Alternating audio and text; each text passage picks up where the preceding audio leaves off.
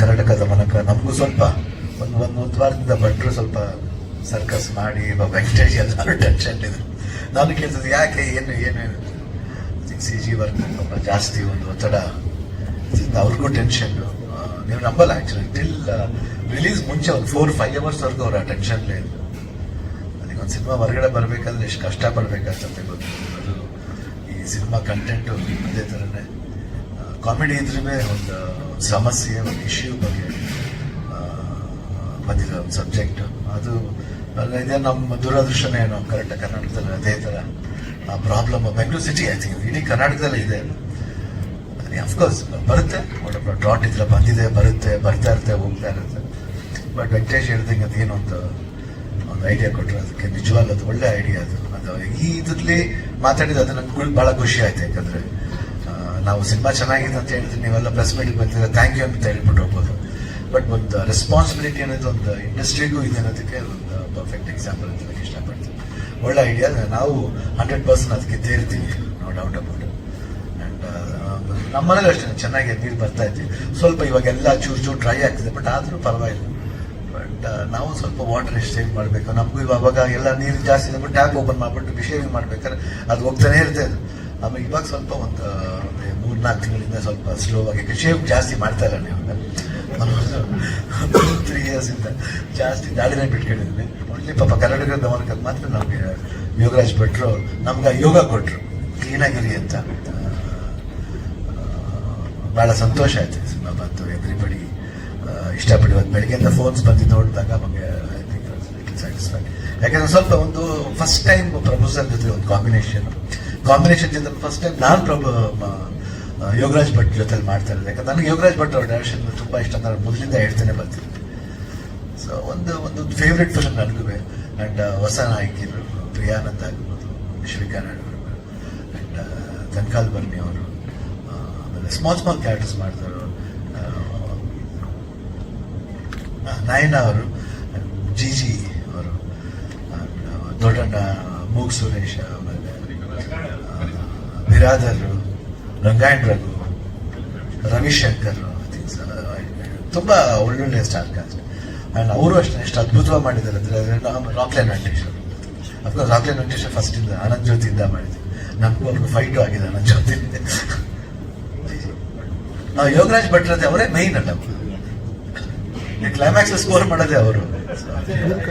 ಅಜಯ್ ಅವ್ರ ಇವ್ರು ಅನುಪಮ್ ಖೇರ್ ತರ ಅವರು, ಅನುಪಮ್ ಖೇರ್ ಆಫ್ ಕರ್ನಾಟಕ ಅವರು. ಕೂದ್ಲಿರೋ ಅನುಪಮ್ ಖೇರ್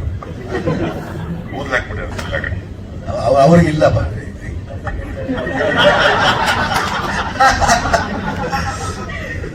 ತುಂಬಾ ಐ ಥಿಂಕ್ ಒಂದು ಎಕ್ಸಲೆಂಟ್ ಜರ್ನಿ ಇದು, ಚೆನ್ನಾಗಿತ್ತು.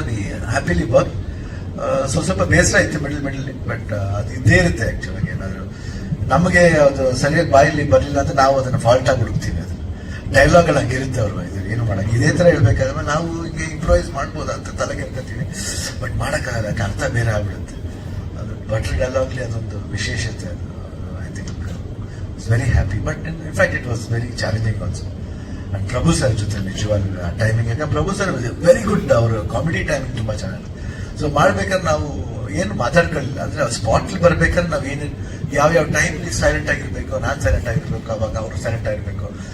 ಲುಕ್ಸ್ ನೋಡೋದೆಲ್ಲ ಸ್ವಲ್ಪ ಆನ್ ದ ಸ್ಪಾಟ್ಲಿ.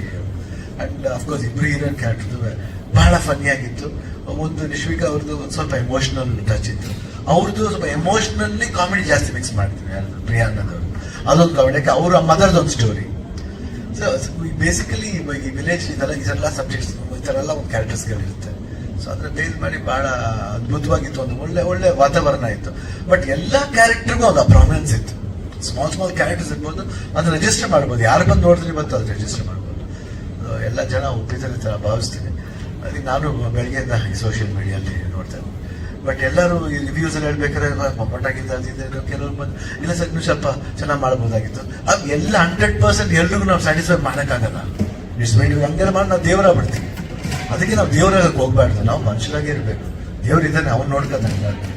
ಇದೆಲ್ಲ ಸ್ವಲ್ಪ ಹಂಗಾಗಿ ಬರ್ತಾ ಇರುತ್ತೆ. ಬೆಳಿಗ್ಗೆ ನಾನು ಪಾಸಿಟಿವ್ ಯಾತಿಗೆ ಹೇಳ್ತಿದ್ದೀನಿ ಅಂದ್ರೆ, ಬಟ್ ಲ್ಯಾಂಗ್ವೇಜ್ ಮಾತಾಡ್ಬೇಕಾದ್ರೆ ಒಪಿನಿಯನ್ ಬೇಕಾದ್ರೆ ಲ್ಯಾಂಗ್ವೇಜ್ ಕೆಲವು ನೋಡಿದ್ರೆ ನಮ್ಗೆ ಸ್ವಲ್ಪ ಬೇಜಾರಾಯ್ತು. ಲ್ಯಾಂಗ್ವೇಜ್ ನ ಹೋಲ್ಡ್ ಮಾಡ್ಬೇಕು ಮಾತಾಡ್ಬೇಕಾದ್ರೆ. ಯಾವ ಲ್ಯಾಂಗ್ವೇಜ್ ಯೂಸ್ ಮಾಡ್ತೀವಿ, ಯಾರು ನೋಡ್ತೀವಿ, ನಿಮಗೂ ತಾಯಿ ಇದ್ದಾರೆ, ತಂಗಿ ಇದ್ದಾರೆ.